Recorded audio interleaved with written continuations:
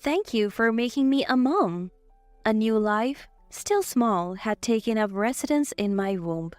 I believed everyone would be overjoyed. Yet, my husband was engrossed in his acts of betrayal against me. Now, feeling happy 3 years later, I can talk about those times.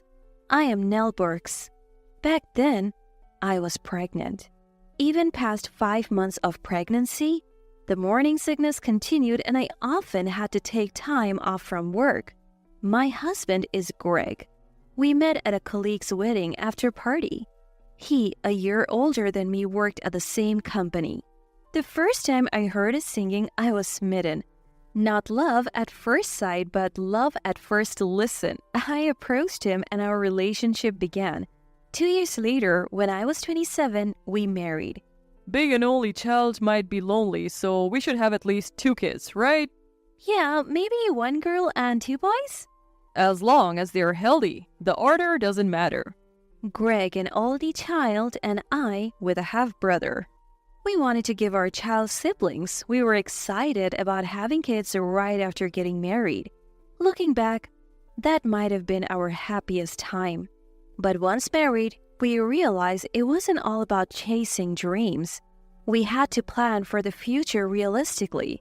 We decided not to have children for 3 years, focusing on saving money and enjoying life as a couple. Then, 2 years into our marriage, we relished our time together, indulging in shared hobbies like karaoke and exploring gourmet restaurants during weekends. Recently, Greg started playing golf on weekends, invited by his manager, leading us to spend weekends separately. I spent time doing things I liked. Being alone wasn't too bad. I had no significant complaints about our marriage, but there was something I regretted. That was our promise to not have children for 3 years. I heard from friends who had children, and I even had chances to hold their babies. Gradually, the desire to hold my own child grew stronger. Unable to wait any longer, I brought it up with Greg. Hey, don't you think it's time we had a child? Children are a blessing from God, so maybe we don't need to stick to our plans so rigidly. But Greg responded, I'm not ready yet. We still have a year left of our 3-year promise. There's so much I still want to do. Having a child now would be inconvenient. I was stunned. I had expected him to agree readily, but his unexpected reaction left me disappointed. This was something I couldn't do alone. Resigned to waiting, I decided to stick to our plan for another year. However, 6 months later, I unexpectedly discovered I was pregnant.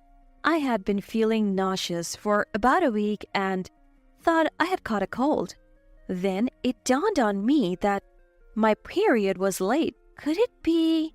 The thought crossed my mind, but I dismissed it, confident in our birth control measures. Still, I decided to visit the gynecologist for peace of mind. After the examination, the doctor said, You're pregnant, without a smile. I had naively expected a cheerful congratulation, you're pregnant, like in the dramas, but his manner of tone was anticlimactic. As time passed, reality set in and I began to talk to my belly. Thank you for making me a mom. But when did it happen? I pondered and realized the exact date it must have occurred. Though earlier than I planned, I was sure Greg would be happy to know we were having a child. I waited for Greg's return, trying to contain my excitement. Did something good happen? Greg asked, noticing my unusual expression. Yes, actually, I'm pregnant. Pregnant? Who? Wait, you mean? That's right. That's strange. Are you sure it's mine? Excuse me? At Greg's words, it felt as if time had stopped for a moment. Of course it is. You might not remember because you were drunk. Greg thought for a moment and then seemed to recall. Really? But it's too soon for kids. I'm sorry, but can we not go through with this? I couldn't believe these were Greg's words. What? No way, this is our child. A blessing. You can't just say that. I'm definitely having this baby. Seems like there is no convincing you. Go ahead and have it if you want. From heaven to hell. Greg's indifferent words felt like a fall. His attitude changed dramatically afterwards. Isn't your morning sickness a bit exaggerated? Greg, insensitive to my struggles with morning sickness since the early stages of pregnancy, threw harsh words at me. I didn't expect him to fully understand the hardship of morning sickness, but at least a few kind words wouldn't be too much to ask for. I'll eat out, so don't bother with dinner, or the smell bothers me. I'll sleep in the next room, he would say, increasingly avoiding me and my frequent nausea. Greg's occasional weekend golf had become a weekly routine, and today, he left early again, invited by his manager. He's forgotten again. I noticed Greg had left his bag behind and thought I might still catch him, so I called his mobile phone. Huh? The sound of a mobile phone vibrating came from inside the bathroom. Looking over, I saw Greg's mobile phone ringing on top of the paper holder. Forgetting your mobile phone too? You're really hopeless. I picked up the phone. Excuse me? I saw the caller ID on the screen. An old hag. An old hag? Who's that? Just then, the sound of the entrance door opening echoed. Greg had come back to retrieve his forgotten item. In a rush, I hit the stop button on my phone and hurriedly put Greg's phone back in its place. What are you doing? His eyes narrowed as he snatched his mobile phone. There is no need to yell. I was just about to call you about your forgotten phone. I'm in a hurry, so... Without saying anything more, Greg grabbed his bag and phone and left. The words, an old hag, remained vividly etched in my mind. Dizziness overcame me and I slumped to the floor. My heart was pounding. I could hear its beats. I am not so oblivious. I had a vague sense that something was off with Greg's behavior. Yet somewhere in my heart I hoped I was mistaken, but my hopes were shattered. We had planned to go to Greg's parents' house for Christmas, but I couldn't because of severe morning sickness. Say hi to Kaylin and the others for me. As I saw him off at the entrance, Greg pointed at me laughing.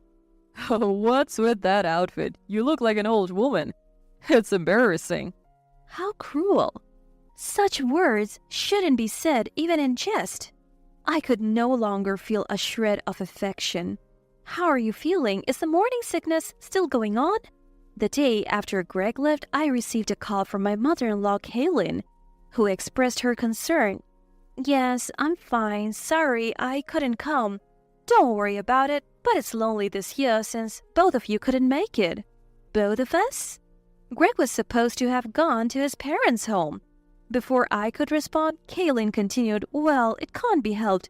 His manager's father passed away and he's always been good to us. That was Greg's excuse for not going home, apparently. What? I hadn't heard such a story. Nell, can you hear me? Yes. Something wrong? Don't keep worries to yourself. It's not good for the baby. Could Greg be cheating? I couldn't possibly say such a thing outright. I'm fine, just feeling a bit unstable. I guess it's because of the pregnancy. After ending the call with Kaylin, I immediately called Greg. Hello, this is Greg's mobile phone. Who's speaking? Oh, sorry, I dialed the wrong number. I quickly hung up, a bit startled. Was it a mistake? I checked the number I had for Greg. Greg. It was correct, and the woman on the phone had mentioned Greg's name twice. My call would be in Greg's call history. He should have called back, but he didn't. Greg's actions were increasingly suspicious. Looking back, there were other strange occurrences. Normally, we would visit his family about 3 times a year, but at Thanksgiving, I went alone. Greg had said he was helping with his manager's mother's funeral service and couldn't go, and now his father? Both parents passing away within 6 months, coinciding with our family visits? Too much of a coincidence. I immediately checked with a colleague from Greg's department. There's no such thing, they said. The frequent golf invitation from his manager had started before I knew I was pregnant. Greg was definitely hiding something, no doubt about it. Then Kaylin called again. Nil, are you really okay? Worried about my downhearted state, she had called again. I explained everything that had happened. I'm so sorry. Kaylin apologizing as if her son's misconduct was her responsibility. "You're my precious daughter too. Remember when I was hospitalized before your wedding? You were the first to rush to my side. That's when I knew I could trust you with our future. You would never betray us. I won't forgive anyone who makes my precious daughter cry, even if it's my own son. You're pregnant. Don't think strange thoughts. It's not good for the baby." Finally, Kaylin said, "Just make sure you do what you need to do," before hanging up. 2 days later, Greg returned as if nothing had happened. "I'm home. The train was crowded. Terrible." Pretending as if he had just come from his parents' house. In the following month, I got my affairs in order. I submitted my resignation at work. The company was preparing for my maternity leave and smoothly accepted my resignation. It was a relief that I would still receive maternity allowance even though I was resigning half a year before giving birth. Becoming unemployed was a bit daunting when thinking about the future. Of course, I kept my resignation a secret from Greg. "I've decided to take a week off starting tomorrow," I told Greg. "You don't have to bother telling me that," he replied curtly. Although Greg seemed to have lost all interest in me, that actually worked in my favor. The next day, Greg probably left work right on time and came home. He entered the house breathless. "What's going on?" Suddenly. Greg was taken aback, seeing my parents-in-law relaxing on the living room sofa. Indeed, I had informed Greg about the parents-in-law visit via WhatsApp just an hour before his workday ended. "Oh, I told Nell in advance." Sorry, I completely forgot to tell Greg." Greg glared at me sideways. "Is it inconvenient that we came without notice? Neither of you came home for Christmas. My husband had time off, so we thought we would visit as tourists." Kaylin was a great actress. Greg certainly hadn't expected his parents to show up. He was in deep trouble now with his Christmas lie about to be exposed. "Greg, I just heard from Kaylin about the manager's father passing away and his mother passed away at Thanksgiving? Poor manager." Yeah, that's right." Greg's face was covered in sweat, not just from the surprise of his timely return home, but also from the fear of being exposed. Sorry. The funeral service was sudden. I kept quiet because I thought it would be suspicious." "Suspicious? Who would suspect and what exactly?" I imagine the same question mark appeared in the minds of the three of us, excluding Greg. Realizing this, Greg quickly changed the subject. "Mom, Dad, have you had dinner yet? Let's go out and then hit a singing bar. It's been a while." Karaoke was not just mine and Greg's hobby, but also a favorite pastime for my parents-in-law. A family outing to a singing bar was a rare event. We quickly finished dinner and went to the singing bar. Greg, having seemingly forgotten the inconvenient truth from earlier, proudly showcased his singing. He probably thought he was buttering up his parents, but he was actually digging his own grave, completely oblivious to it. "Since all four of us are here, let's do a duet."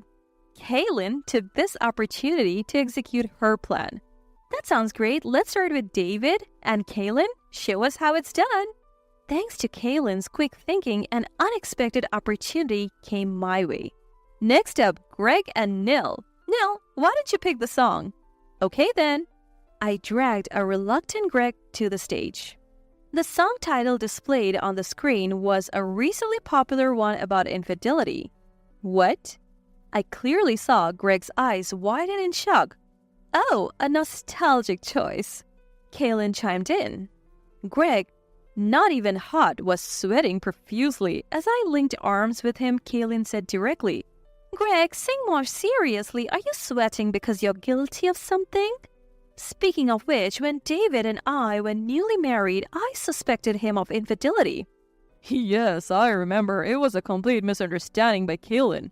It taught me never to anger my wife. Greg, you better be careful." Looking closely at Greg, his sweat-drenched face had turned pale. I'm fine. Just had a bit too much to drink." "Huh? Drank too much?" Greg usually only drinks cola at karaoke, not alcohol. Even today, he only had a sip of beer at first. "Oh, are you okay, Greg?" Don't overdo it. We are going back to our hotel, so let's call it a night. After saying goodbye to my parents-in-law who returned to their nearby book hotel, Greg and I went back to our condominium. The next morning, leaving Greg at home saying he wasn't feeling well, I went sightseeing with my parents-in-law. Even at night, Greg didn't come out of his room. So I called out, "Hey, are you okay?"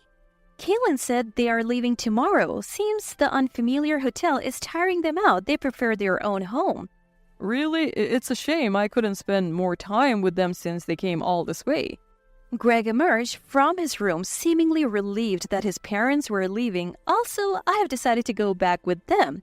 Greg appeared completely revived, knowing that the house would be empty except for him a while. That's good for Mom and Dad. You should relax too, Nell. I'll take you to the station tomorrow. The next morning, I said goodbye to Greg at the station and left with my parents-in-law. And that night, wow, Greg was shocked, as if he had seen a ghost. He almost collapsed at the sight of me and Kaylin standing at the entrance. Dropping his beer in surprise, it seemed he was literally taken aback. While feeling this, I just looked at Greg coldly without saying a word. Only David, my father-in-law, had actually gone home.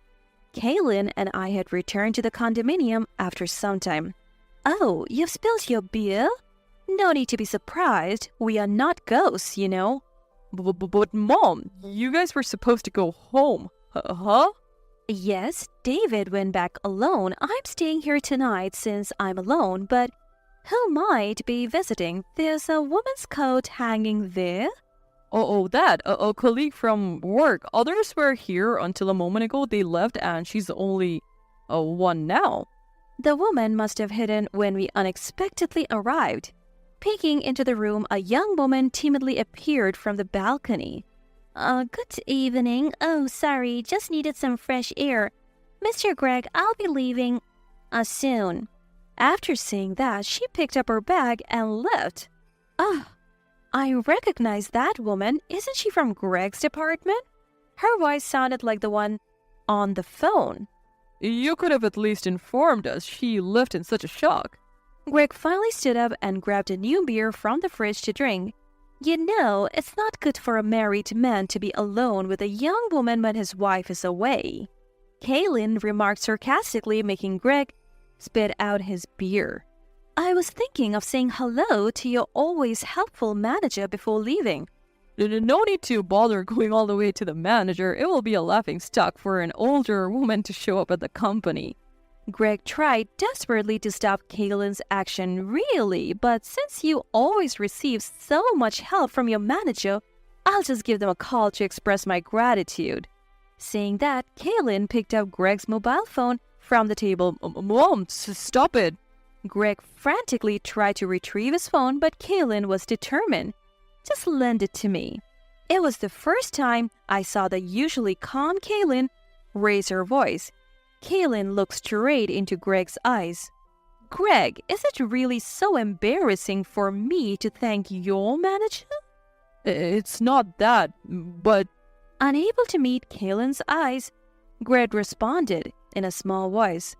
Then it's fine, Greg, you make the call. Greg seemed to realize he couldn't anger his mother any further. Suddenly, he bowed his head towards Kaylin. Mom, sorry, I meant to tell you the truth. The girl from earlier, it's not just a fling. Actually, she's pregnant. So I'm going to marry her and take responsibility. What? I was utterly stunned by Greg's shocking confession. Greg, do you realize what you're saying? There's also your child in Nell's womb. How will you take responsibility for that? It's Nell's fault. She decided to have the baby despite my opposition, and I can't even be sure if the baby's really mine. I mean, it happened just once unexpectedly. How can I trust that? Kaylin? Kaylin snatched the beer from Greg's hand and threw it in his face. What are you doing? Does this not wake you up? I was thinking I wouldn't disown you if you sincerely apologized to Nell. And what about that girl just now? If she intended to marry you, why did she run away like that? Greg was left speechless, effectively admitting to their fear. There's no more room for leniency. If you say Nell's child isn't yours, then you are no longer my child either. From today, our ties as parent and child are severed. You understand, right? And you're forbidden from visiting our home or meeting the baby. I'll make sure you pay for hurting my daughter Nell. Tell your new wife too. Mom? Greg couldn't say anything more in the face of Kaylin's fury. Of course, even if she said they were cutting ties, it doesn't sever the legal family registration bond. Yet, that was the extent of Kaylin's feelings. This husband, he hurt not only me, his wife, but also his own mother. You can leave Kaylin and the others to me. Take care of your new wife and the child in her womb. Now, please sign these divorce papers and leave the keys to the condominium. I placed the divorce papers and keys on the table. Let's go, Kaylin. I had already had my belongings picked up by movers. I never returned to the condominium. The next day, I finished my resignation at the company and went home with Kaylin. A few days after returning home, I received a WhatsApp message from Greg. The main points were, he filed the divorce papers. He would give me all the money we had saved together, asking me not to hire a lawyer. No words of regret, no apology. Just thinking about his own skin. I had no more lingering feelings. A few days after receiving WhatsApp from Greg, the father of his affair partner went out of his way to visit our family soon. I'm terribly sorry for the trouble my daughter has caused. He didn't want the matter to become public and offered settlement money. It turned out she wasn't even pregnant. Greg separated from her and resigned from his job. From what I heard from a colleague, that woman left the company and soon got engaged to another man. Rumors suggested that her parents hastily arranged a match to vanish her relationship with Greg like mist, pushing her into a new engagement. Greg divorced his pregnant wife. After that, a female employee from Greg's department resigned. These are the only two facts officially recorded at the company. Anything about Greg's relationship with that woman or their subsequent lives remain mere whispers and rumors. Nevertheless, labeled as the lowest man who cheated on his pregnant wife, Greg managed to turn all the female employees at his company against him. Unable to bear the scandal, Greg left the company 6 months later. The marital bond was severed, but the connection between me and his parents continued. To me, parents-in-law were technically adopted parents. Before our marriage, Greg had said, eventually, Dad and Mom will be under Nell's care, so I want Nell to have a share of the inheritance. He had asked his parents to adopt me. I had lost my parents early and was raised by my grandparents. Knowing my family circumstances, parents-in-law had adopted me as their daughter. It's safer for you to give birth here. Kaylin made various arrangements so I could deliver near my childhood home. Thanks to her efforts, I safely gave birth to a healthy baby boy. Hoping he would grow up humble and kind, my adopted parents named him Charles. Mom! My 3-year-old son, playing with Kaylin in the yard, ran up to me. I'm home! I picked up my son, gazing at the sunset. Everyone perceives happiness in their own way. I want to show my son various beautiful scenes in life. Nell, stay strong. I felt as if my father and mother, who had passed away early, were smiling at me from the heavens. I'm sorry for serving you something that didn't taste good. I promise I won't make it again. Oh? No matter what I made, he always criticized it. I reached my breaking point. I decided to divorce and leave the house. Then, something unexpected happened with my husband and our eldest son. When a woman gets married, she's often not called by her first name anymore. My name is Emma, but at work and in the neighborhood, I'm known as Mrs. Taylor. Even at the daycare and school, they call me that. I would be okay if my husband called me by my first name, but he only refers to me as hey or you. From the beginning of our marriage and even now at 50, I have always called him Gordon. But it seems he doesn't get the hint. Gordon is 3 years older than me, making him 53. He works for a transportation company and used to deliver goods to the deli where I work. The friendly Gordon started chatting with me, a store clerk, and we became close. Our meeting was quite romantic, but married life wasn't like a fairy tale. Gordon, using work as an excuse, never helped with household chores. Even though I'm a full-time worker at the deli, it's not like I'm a stay-at-home mom. We had our eldest son Mark, but Gordon hardly ever helped raise him. Men get praise just for playing catch with their kids, but women work from dawn till dusk and still aren't exempt from household duties, nor do they get any praise. Isn't society's expectation that mothers should naturally take care of their children oppressive to women? Mark was a good kid until high school, but after joining the workforce, he became sarcastic, especially in the last 2 years since he joined his current company. He's been coming home late and doesn't listen to me at all. But for some reason, he and Gordon get along really well. Sometimes they even mock me together. Mark, what kind of job are you doing right now? I work for an IT company. There are many types of IT companies, right? Why bother explaining? You wouldn't get it anyway. With a smirk, he seemed annoyed to talk with me.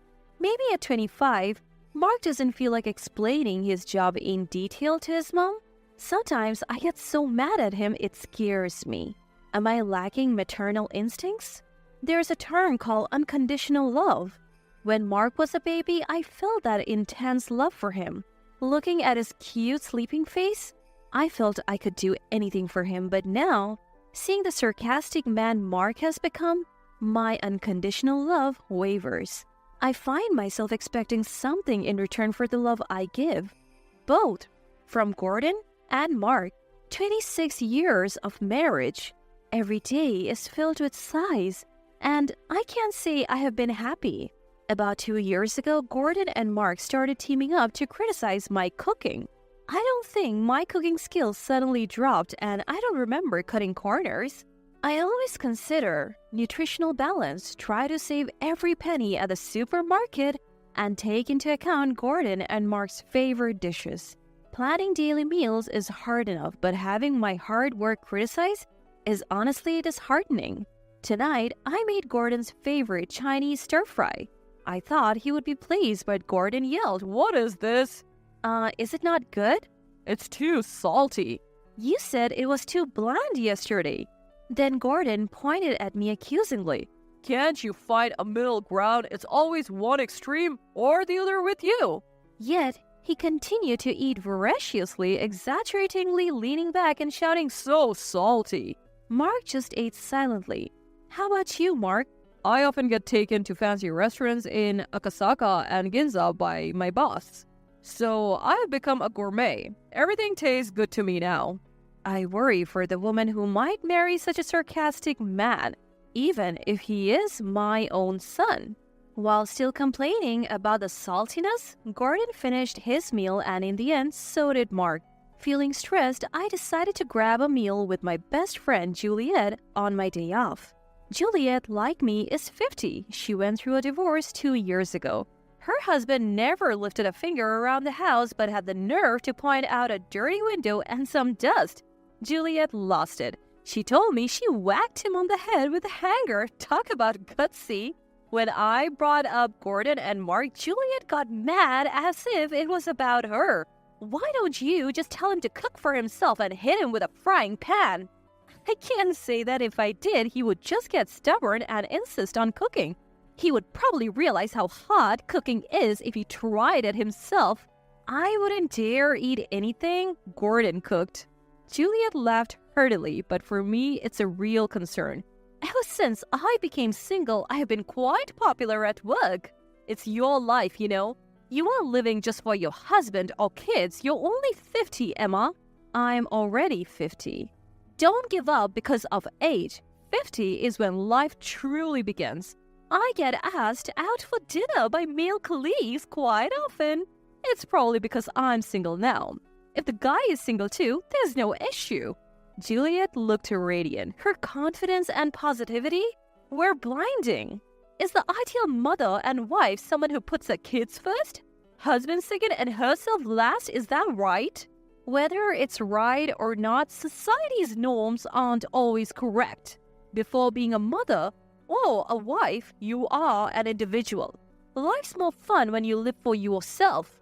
I was taken aback. You're intense, Juliet. Don't call me intense, I'm just normal. Dinner time is always tense for me. In most households, dinner time is a moment of family bonding and happiness. Tonight, I made Mark's favorite, curry rice. But after one bite, Gordon shouted, "What the heck is this? Is it bad?" "It's sweet, way too sweet. Who makes sweet curry?" Trying to hold back my disappointment, I asked Mark, "Is it too sweet?" I prefer spicy or medium spicy, but more importantly, I know this amazing curry place. I mean, it's not fair to compare a home cook to a Michelin-starred chef. I don't cook just to hear Gordon's harsh words and Mark's sarcastic comments. Without considering my feelings, Gordon sighed. "Oh, my mom's curry rice was the best, just like home." I wanted to tell him to have his mother cook for him every day, but I was afraid of escalating the argument, so I held back. At work, while I was assisting a customer, my manager, Mr. Smith, complimented me. "Mrs. Taylor, your customer service is always so cheerful and genuine. It's great." Really? Thank you so much. Words have power. Even a single compliment can lift your spirits. Customer service is crucial. If the staff is pleasant, customers will want to return. Even though each deli claims to have its unique offerings, they all seem to sell similar items. Naturally, if the prices are the same, people would prefer the store with better customer service. Mr. Smith is 54 and single. He doesn't seem to be divorced, nor does he appear to be against marriage. Standing tall at 6 feet, he's a dandy gentleman and quite the charmer, especially among the younger female staff. Being single in your 50s doesn't mean you're not attractive. Maybe his standards are sky high, or perhaps he had a passionate love affair when he was younger and can't forget it. His mysterious aura probably fuels rumors, making him even more intriguing to the ladies. Mr. Smith treats me, a 50-year-old, with the same kindness he shows to the women in their 20s. Such a gentleman. I can't help but wonder how Gordon and Mark behave at work. If Mark makes snide remarks to his colleagues like he does at home, he would definitely be disliked. I worry about Gordon, especially when it comes to bullying subordinates or harassing female colleagues. I just hope he never gets arrested. During the dreaded dinner time, Gordon and Mark were watching TV.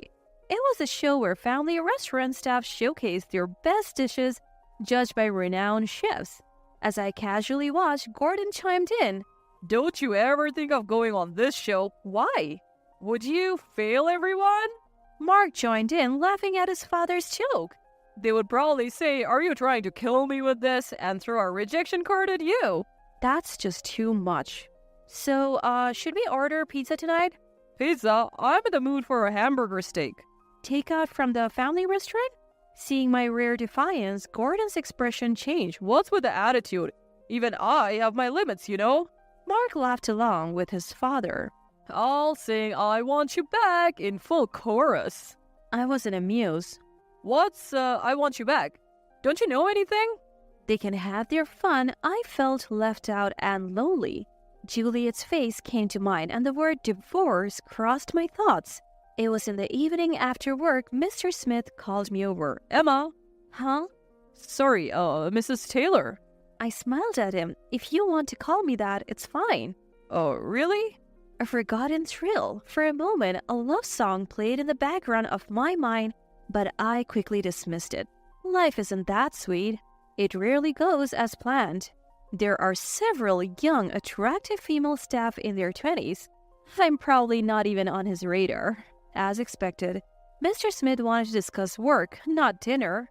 "Actually, there's talk of our store making a TV appearance." "On TV?" "It's the show where family restaurants and delis showcase their signature dishes and a chief judges them." I know it. My husband and son watch it regularly." The theme is lunch combos and there will be an internal tasting session. This session will determine who represents the store on TV. We're thinking of having you, Emma, represent us. I was taken aback and immediately declined. My husband and son criticize my cooking every day. Mr. Smith pondered for a moment. Do they leave food on their plates? No, they always finish it. I have a friend who, no matter how good the restaurant, always says, "You're satisfied with this? I know better places." Really? Maybe Gordon and Mark are like that. We need someone like you who cooks daily. Would you consider creating a menu for us? The responsibility is immense and I lack confidence, but part of me wants to try. I want feedback from people other than Gordon and Mark. I took the challenge seriously and crafted a lunch combo. The company's top executives tasted it and unanimously approved my dish. While my colleagues were thrilled, I felt a mix of shock and resentment towards Gordon and Mark. Despite their daily criticisms, everyone else loved my dish. I can't understand why they would belittle my cooking. Was it just for fun? Furious, I left work early and stopped by the city office. I didn't tell Gordon and Mark about my selection for the TV show.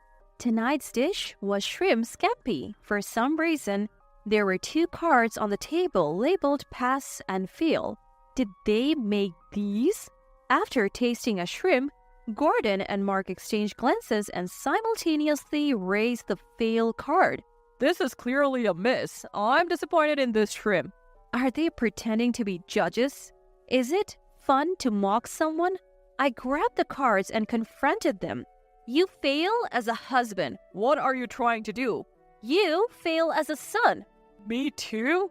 I glared at them, then lowered my head. I'm sorry for serving you bad food. I won't do it again. What? I have reached my limit with their constant negativity.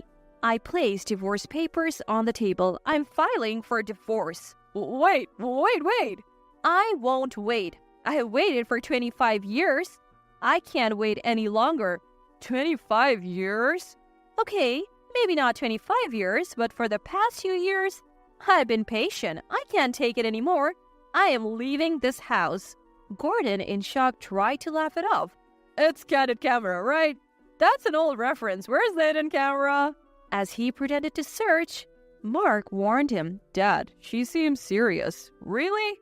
Of course, I am. Congratulations. You won't have to eat bad food anymore. A whirlwind of change, I quickly moved out and started living on my own. Juliet's support was invaluable. Without the burden of my foolish husband and clueless son, I could focus on my job. Perhaps when life changes, many things start to shift. The company asked me to appear on TV. No way, I can't do TV. You should get someone younger and prettier. That's how TV works. Most people only get one shot at TV in their lifetime. While part of me wanted to do it, I was worried about how I would look on screen. The show will have the chief judge ask detailed questions about the dish. If it's not the person who made it, they won't be able to answer. I see. Convinced by Mr. Smith and the executives, I agreed to the TV appearance. I didn't tell Gordon and Mark.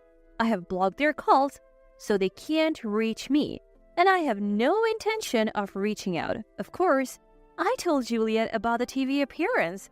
She was shocked and said, I want to be on it too, with teary eyes. I appeared on TV with Mr. Smith. It was my first time and my heart raced with nervousness. Watching the stern-faced chef silently eat my lunch combo, I felt like apologizing before the judgment. This bolognese has Worcestershire sauce, ketchup, and instant coffee. I see. Finally, judgment time, I prayed. As the judges unanimously raised the pass card, they even praised it as delicious and perfect. I high-fived Mr. Smith blushing. I hoped it wasn't a dream. After that, I got involved in product development and received a raise. Was it luck that things turned around after escaping from a rude husband and a sarcastic son? 3 months after the divorce, Mark visited the store. He had bulked up like a football player, which surprised me. What happened to you? I haven't been eating at home, so I've been eating out a lot. Before I knew it, I looked like this. Serves him right. It's probably karma for mocking the food that a top chef praised. I saw you on TV. Dad was shouting in disbelief. Mark smiled, but I only replied, oh. Please come back, Mom. Grow up, you're 25, handle it yourself. Can I at least live with you if you don't want to be with Dad? Be independent, don't come here again. I spoke coldly, and Mark, seemingly shocked by my firmness, left. The next day, as I was placing an umbrella stand outside the store, a massive man approached. Emma, who are you? Don't play dumb. It was Gordon, but he had gained a significant amount of weight. Because of you, I've been eating and drinking at pubs every day. Before I knew it, I couldn't move. You have no right to call me that anymore. Gordon tried to laugh it off. Emma, please come back. At this rate, Mark and I will turn into Crusher Blackwell. Crusher what?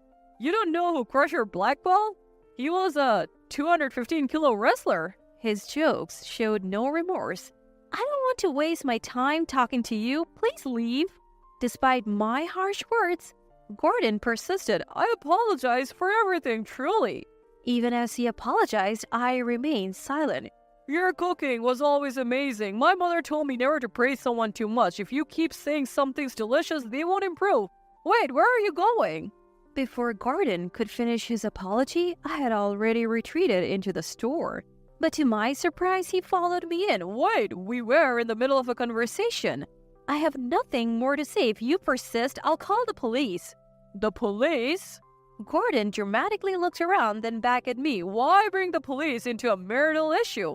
We're not married anymore. Just give me one more chance. Please leave. Suddenly, Mr. Smith emerged from the back. I've called the police. Maybe you should leave. Who are you? I'm the manager of the store. Why are you intervening in a marital dispute? We are not a couple. Gordon, with his exaggerated gestures, pointed at Mr. Smith and me. I get it now. Is that why you divorced? Are you two together? Enough. His rude insinuation infuriated me. What nonsense are you spouting? I won't tolerate it. Is it true? Is that why you're so upset? Just then, a police car pulled up and two sturdy officers entered. That's the man. What are you talking about? As one officer tried to restrain Gordon, he resisted. Let me go. She's my wife. I don't know this giant. So you're denying me now? One officer said. We'll discuss this at the station. The other officer was also thrown off. Had Gordon become so strong as a wrestler? Overwhelmed by jealousy, Gordon's face twisted into a terrifying scowl as he grabbed one of the store's umbrellas. I was taken aback, but Mr. Smith bravely stepped in front of me, arms outstretched. Trying to play the knight, are you? Showing your true colors, you homewrecker? As Gordon raised the umbrella to strike, an officer from behind forcefully knocked it out of his hand and grabbed Gordon's wrist. You're under arrest for obstructing official duties. Obstructing official duties? The police's signature move? You think that solves everything? Just come with us. Emma, help! Everyone on the street was watching. I felt my face burning with embarrassment. The commotion continued as Gordon was forced into the police car. How embarrassing. Are you okay? I'm fine. Thank you. If you ever need help, just let me know. Such comforting words. You're very kind. I'm not kind to everyone. Huh? Mr. Smith left after dropping that ambiguous line. Maybe it wasn't a misunderstanding. Since then, neither Gordon nor Mark visited the store. I finally had peace. After 26 years of marriage, I was free. I could have lunch with Juliet whenever I wanted and enjoy dinners. Even returning to a dark apartment, I never felt lonely. Work was fulfilling and being valued by the company felt great. One day, Mr. Smith approached me. Emma, do you like musicals? Musicals? I got 2 tickets. It's easy to watch a movie anytime, but a play has a fixed date. I noticed he was sweating. Memories of my youth resurfaced and my heart raced. Maybe it wasn't a misunderstanding after all. I love musicals. I would love to go. Great! I'll take the tickets and go with a friend. What? Just kidding. How about a nice dinner afterwards? Seeing Mr. Smith's relieved expression, I smiled. Life is unpredictable. Now, I am embarking on a second youth. Have you moved out yet? Since my eldest son will be living here, you, the dropout daughter-in-law, should leave. At a party showcasing the renovated in-laws' house, my mother-in-law said this to me with a chuckle. Mother-in-law and the couple, William and his wife, have always looked down on me for being a dropout.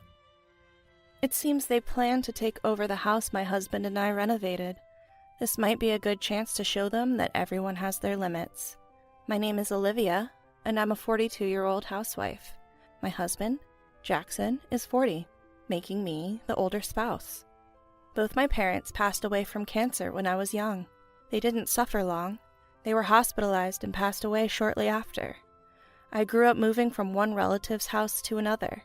Growing up, I mistakenly felt the need to leave my relatives' homes as soon as possible. I have 2 younger brothers, and I felt responsible for supporting them. Ignoring my relatives' advice, I dropped out of school and started working. I left my brothers with my relatives and got a job at a company with a dormitory. I began a life of sending financial support to my relatives every month. Now, my brothers have grown up, married, and have their own children. After seeing them settled, I quit my long-time job. Currently, I'm helping out a friend's startup from home. Jackson and I have been married for 12 years. Our child turned 10 this year. Jackson is the younger of 2 siblings, with an older brother named William. When we decided to get married, Jackson optimistically thought we wouldn't have to live with his parents since he's the second son. But as it turned out, William and his wife didn't want to live with the in-laws and moved out early on. So, we ended up living with Jackson's parents, taking care of them. Mother-in-law seems to enjoy picking on her daughters-in-law. I've been shocked by her behavior since our first meeting. I believe William and his wife moved out because of mother-in-law's attitude. The first time I visited the in-laws' house, Emma, William's wife, was treated like a housekeeper by mother-in-law. I remember feeling scared seeing that, and I thought I'd never live with them. Moreover, mother-in-law is oddly obsessed with educational backgrounds. Both her sons graduated from state universities. My father-in-law used to be a college professor, and mother-in-law was a high school teacher before retiring. I married into this highly educated family. When mother-in-law found out I was a dropout, she strongly opposed our marriage. It was a miracle we got married. Even after our wedding, mother-in-law's condescending attitude towards me never changed. William and his wife are also college graduates. From them, too, my days of being belittled began. Once we started living together, mother-in-law's harassment began immediately. At first, it was small things. Only my fork was always a disposable one. In the beginning, mother-in-law prepared our meals. She also served the food, but I always got a disposable fork. Even the fork I bought for myself would be thrown away by mother-in-law. When I told her, using disposable forks is wasteful, let's stop, she frowned and said, "After all, I don't like washing a non-family member's fork. The idea of washing someone else's fork every time gives me the creeps." I was taken aback by what my mother-in-law said. Back then, I was younger and had never faced such blatant hostility. I wondered if she saw me as an outsider, hence the disposable fork, but it didn't make sense. She kept emphasizing that I was an outsider since I married into the family. Then, I noticed something. Only the towel I used was washed separately, and it was often washed without detergent. Many times it was left damp, leading to a musty smell. I was the only one using a moldy-smelling towel. Perhaps mother-in-law's eagerness to do the chores was a way to subtly torment me. There were times I came home late from work and found myself locked out. "Sorry, I didn't notice," she'd say with a sly grin. I was sure it was intentional. But there was someone else who added to my distress. Emma, my brother-in-law William's wife, or my sister-in-law. When I first met her, she seemed downtrodden, treated like a housemaid by mother-in-law. But once she was free from mother-in-law's grip, she changed. She teamed up with mother-in-law, the very person who tormented her, to harass me. I remember learning in school not to do unto others what you don't want done to you. Emma seemed to have forgotten that. The two, once at odds, now seemed eerily close. Every day they'd gossip about me, saying things like, "That's why dropouts are like this," right in front of me. I wish they'd at least gossip out of my sight. Emma seemed like a pushover for mother-in-law. She accepted everything mother-in-law said, and never forgot to sing her praises. The way she constantly tried to please mother-in-law left me speechless. Living like this was stressful. I'd occasionally vent to my husband Jackson, but he seemed not to fully understand. He wasn't entirely on mother-in-law's side, but he wasn't entirely on mine either. He lacked decisiveness, but was genuinely kind. I love Jackson. I don't want to cause him any trouble. If enduring this would bring peace, I was willing to bear it. Jackson did understand my efforts. From time to time, he'd secretly buy me my favorite cookies. Emma would often drop by unannounced. I work remotely, so I'm often in my room during the day. And I'm not just lounging around. I'm busy with back-to-back meetings and writing articles. Lately, Emma's favorite pastime seems to be disrupting my remote meetings. She'd walk down the hallway talking loudly, or open my door to mock me.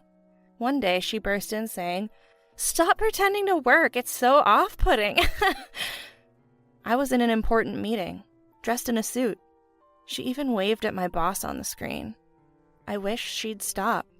After I managed to get her out, she and mother-in-law gossiped about me in the hallway. During the meeting, I was sweating bullets.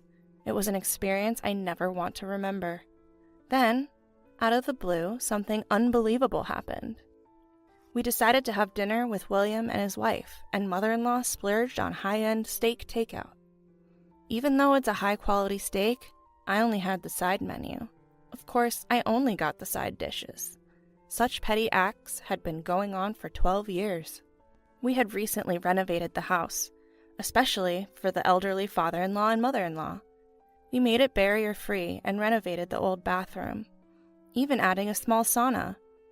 Both father-in-law and mother-in-law were thrilled, and so was Jackson. Of course, we bore the renovation costs. William and his wife were excited to see the new bathroom and sauna. We also renovated one of our rooms, which they visited. Seeing the screen Jackson installed for movie watching, they looked envious. After the tour, the steak arrived and the dinner began. I had prepared salads, soups, and kids' meals. Since William and his wife didn't have kids, my child was the first grandchild for father-in-law and mother-in-law. As I nibbled on my side dishes and listened to mother-in-law and William's family discuss the renovation, mother-in-law dropped a bombshell. "When are you moving out? William is moving in, so you need to leave." I was so shocked that I couldn't comprehend her words. "Wait, what do you mean?" "I've put up with you for 10 years. Now that the house is nice, it's time for you to go. I want to live with Emma and her family." I was stunned as my mother-in-law spoke with a smug grin, as if it was the most natural thing in the world.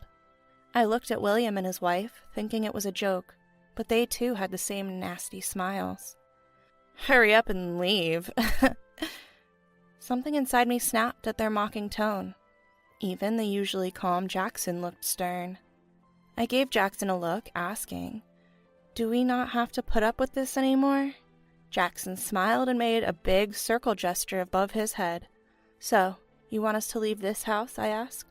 Yes, it's been humiliating having a dropout like you here for 10 years. Mother-in-law sneered. I was appalled. After all, she had run away from her own harassment. With Jackson's approval, I felt I no longer had to endure. "We'll move to a new, beautiful, and spacious house," I declared, smiling at William, his wife, and mother-in-law. Now it was their turn to be taken aback. "Huh?" As they stared in disbelief, I repeated myself. Their expressions showed that they hadn't grasped the situation. "Olivia and I were talking about maybe something like this could happen. You can imagine what William and the others would think," the usually quiet Jackson said in a deep voice. From the start, we knew the renovation was for William and his wife. I had overheard them secretly discussing it with mother-in-law. But suggesting a renovation for an aging house seemed normal. I didn't want to believe there was malice behind it. I hesitated to bother Jackson with this, but I decided to let him in on what was happening. At first, Jackson seemed to think it was a joke, but when he heard someone wanted a sauna, he realized something was up. His father has high blood pressure and was advised against using saunas by his doctor. It turned out William was the one pushing for the sauna. We began to suspect that William and his wife planned to make us renovate the house, only to take it from us later, just like cuckoos taking over another bird's nest. We could have confronted William and his wife, or even my mother-in-law, but seeing Jackson's disappointment broke my heart. I think he wanted to trust William and mother-in-law until the very end. It made me tear up. "Why don't we build our own house?" I suggested, looking into Jackson's eyes. "What do you mean? Build a new, beautiful, spacious house? That sounds too good to be true." The first to react was Emma. She had always dreamed of a new home, but William's gambling habits meant they couldn't save up for one. They were also in debt and always strapped for cash. I believe they moved into Jackson's parents' house because they couldn't keep up with their apartment rent. They probably saw living rent-free in Jackson's parents' house as a step towards their dream home. I suspect they plan to sell the land once Jackson's parents pass away and use the money to buy a new, beautiful, spacious house. Yes, we finally got our new house. You can see it from here. It's the one right across the street. Emma, you've been admiring it, haven't you? I pointed to the newly built house across the road, the one Emma would gaze at dreamily every time she visited. I think it's her dream home. We initially planned to build somewhere farther away, but Jackson chose that plot. He probably wanted to show off our new home to William and his wife, who had plans to take over the renovated house. The plan worked. Emma looked genuinely upset. "We're moving to that house. William and his wife can handle the rest. They'll be living here, so they should cover the remaining renovation costs," Jackson said, smiling at William and his wife. But his eyes weren't smiling. It scared me. Once we finished our steaks, Jackson said, "Shall we move?" Our new home had just passed its final inspection the day before. I didn't expect William and his wife to spill the beans so soon, but I'm glad we were ready. "Olivia, you're such a failure as a wife. Your ideas are ridiculous and scary. Do you want to burden Jackson with more debt? You're so demanding." Mother-in-law shouted at me, clearly frustrated. She kept repeating "demanding wife" and "dropout," as if she couldn't think of any other insults. It was almost amusing. "Mom, apologize to Olivia." "What are you talking about? I'm just worried about you. It's sad to see you deceived by such a demanding dropout wife," Mother-in-law replied, reaching out to Jackson. But Jackson coldly brushed her hand away. Mother-in-law, who'd never been rejected by her son before, was in shock. I'd never seen Jackson act this cold before. "It's terrible. Deceived by such a demanding wife. Do you plan to ignore me? Jackson's the one burdened with debt. He'll work for this demanding wife for the rest of his life, right? Can't you see that?" Mother-in-law cried out, tears streaming down her face.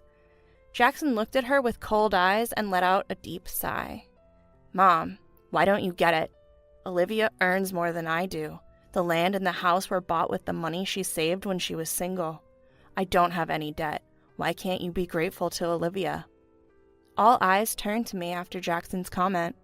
Right after middle school, I started working to financially support my younger siblings who were being raised by our relatives. But those relatives never spent the money I gave them. When I became an adult, they handed it all back to me.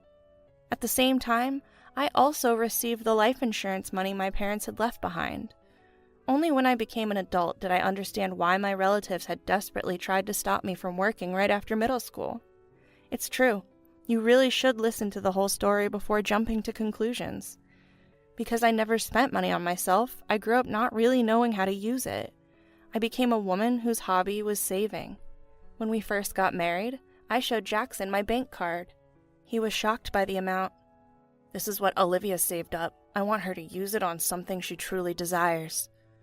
I was deeply moved by Jackson's words. I decided right then to use it on something Jackson really wanted. "Olivia made my dream come true. I can't thank her enough," Jackson said with a smile. I felt a bit embarrassed and looked down. I was so happy to see Jackson pleased, and I felt refreshed seeing the stunned faces of William and mother-in-law and the frustrated look on Emma's face. Oh, by the way, no one but Dad is allowed in our house. Even if you come, you won't be let in. Jackson declared this to everyone present.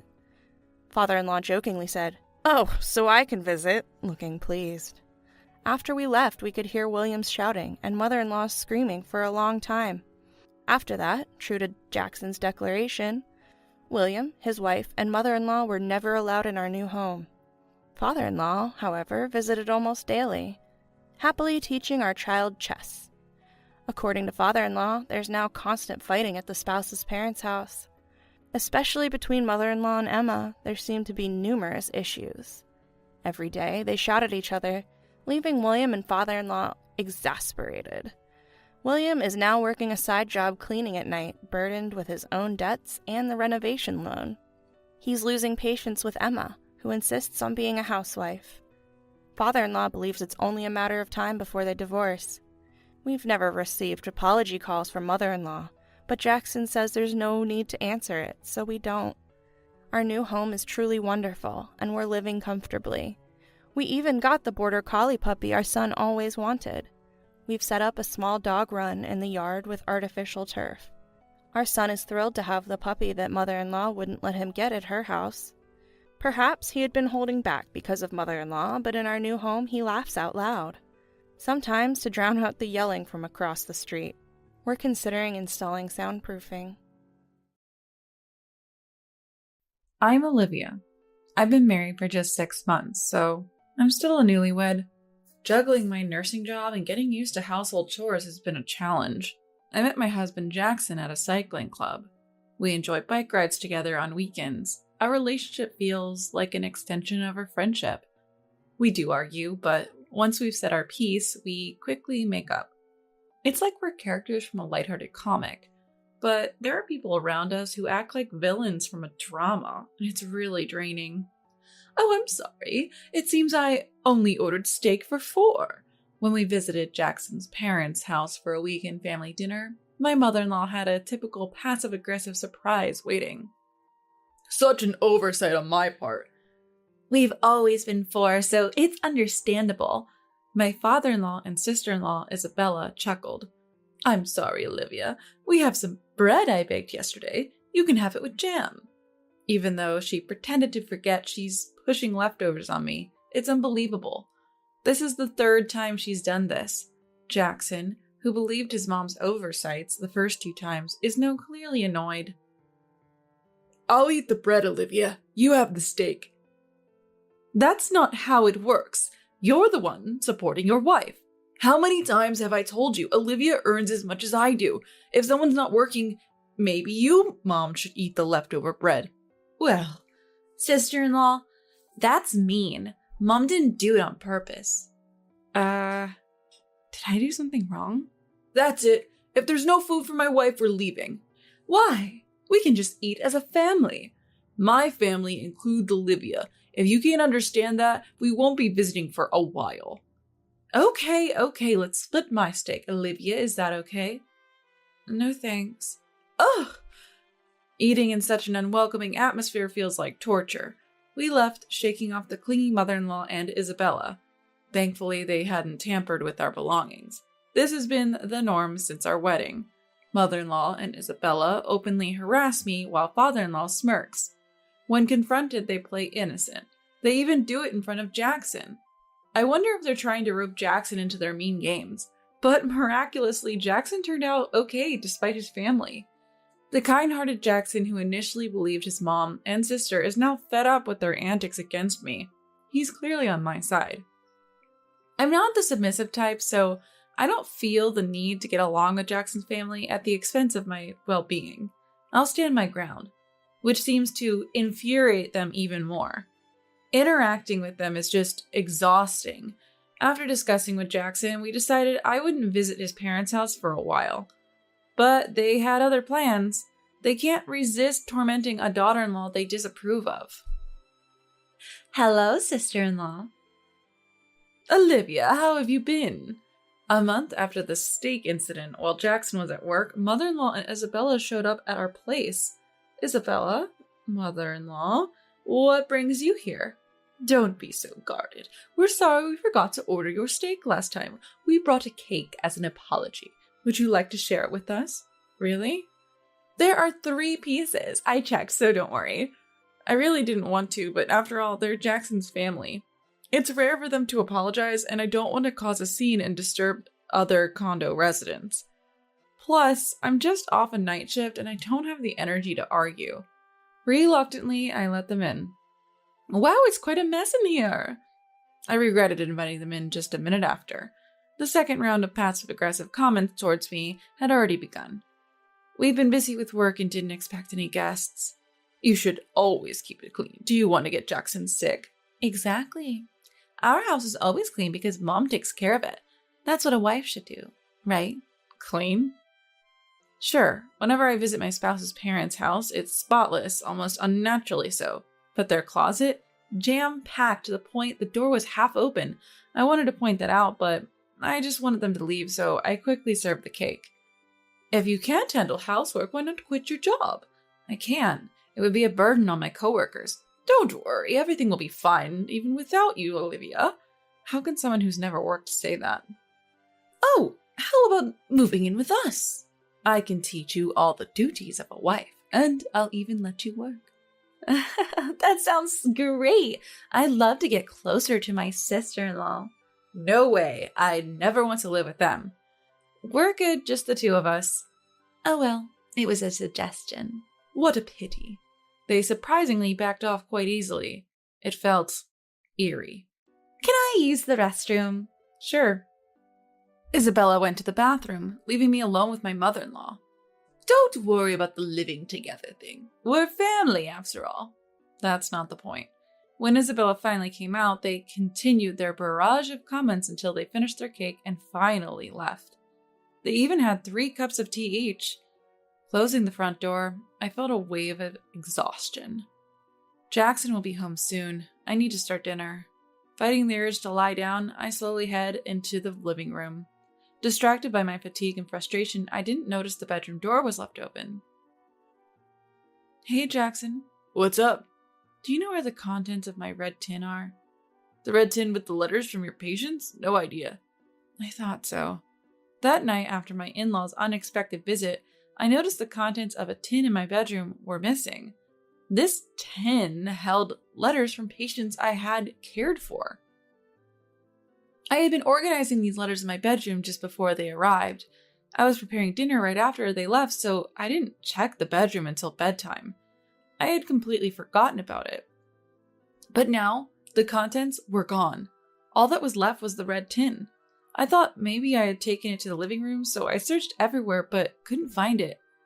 After a night's sleep, I searched again but still couldn't find it. Then it hit me.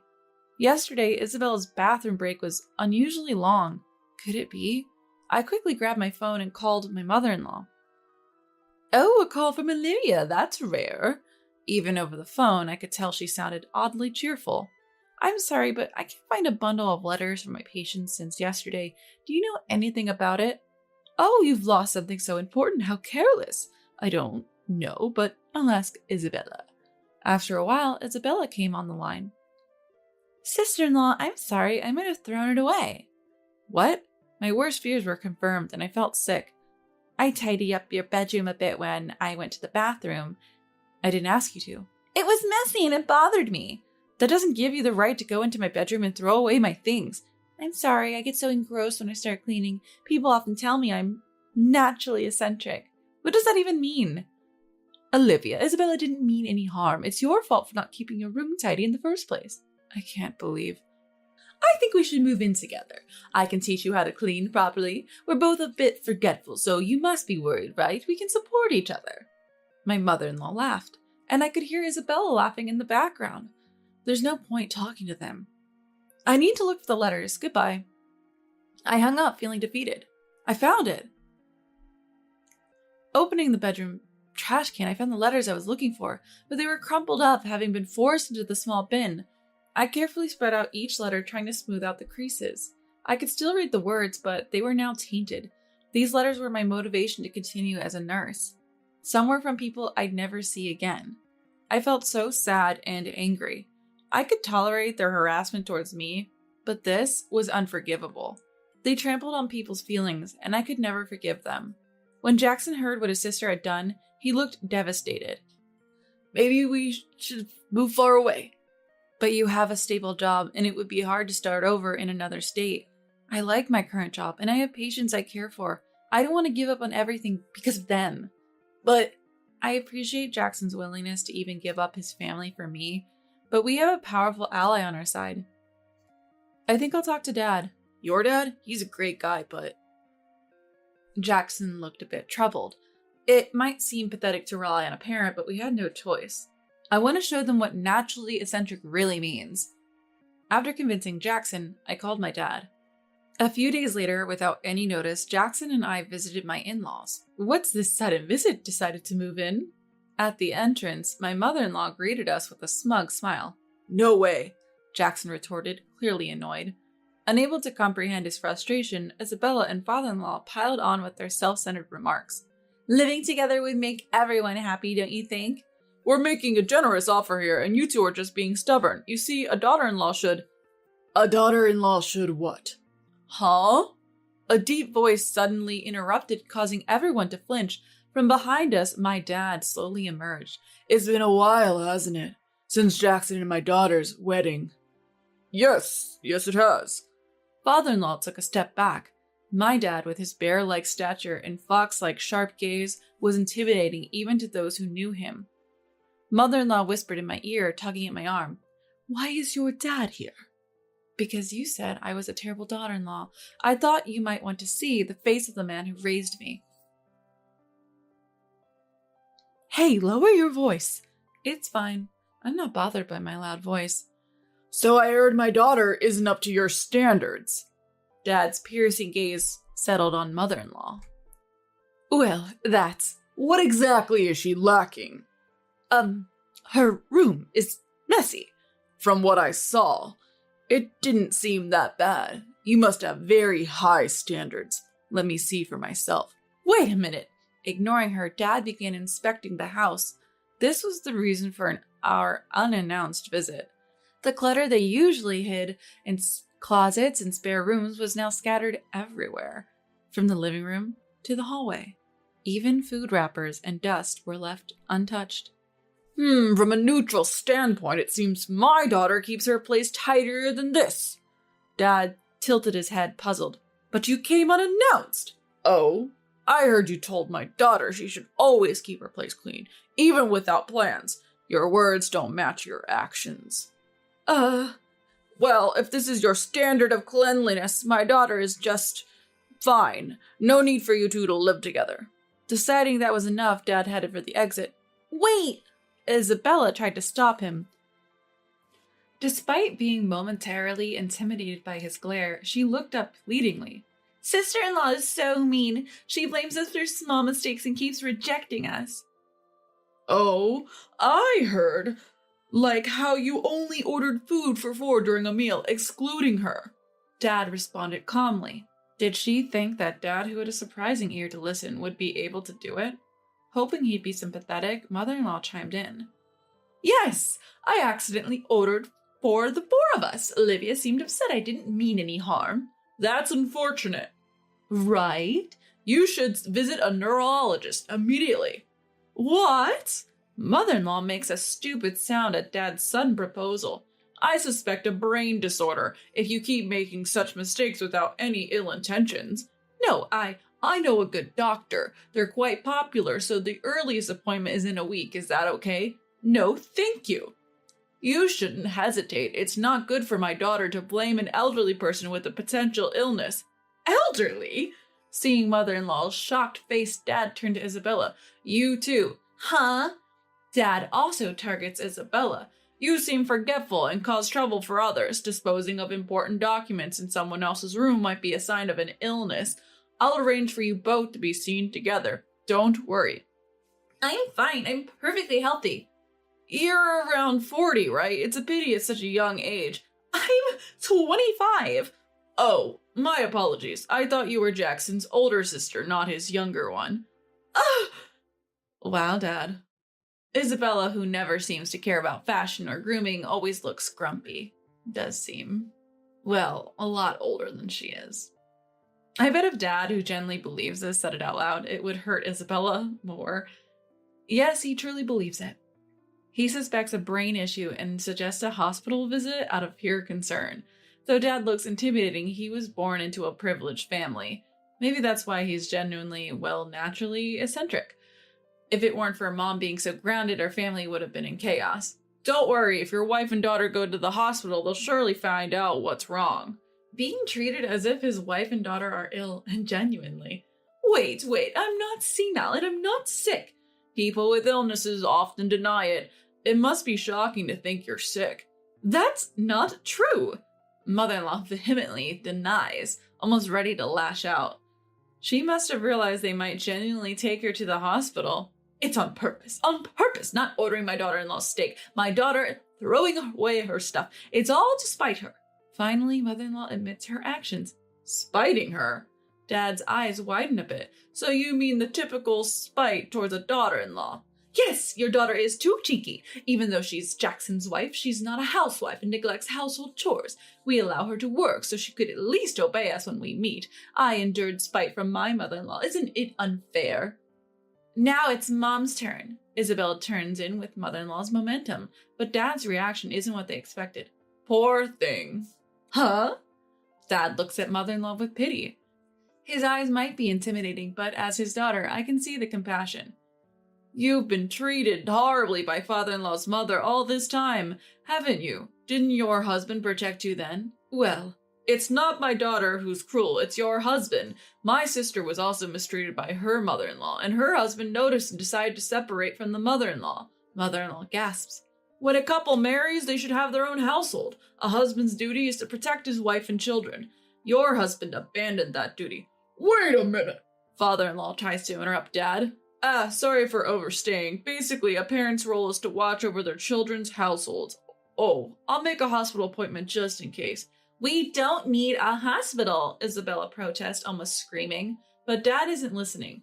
Jackson, tell me your mom and sister's names later. Yes.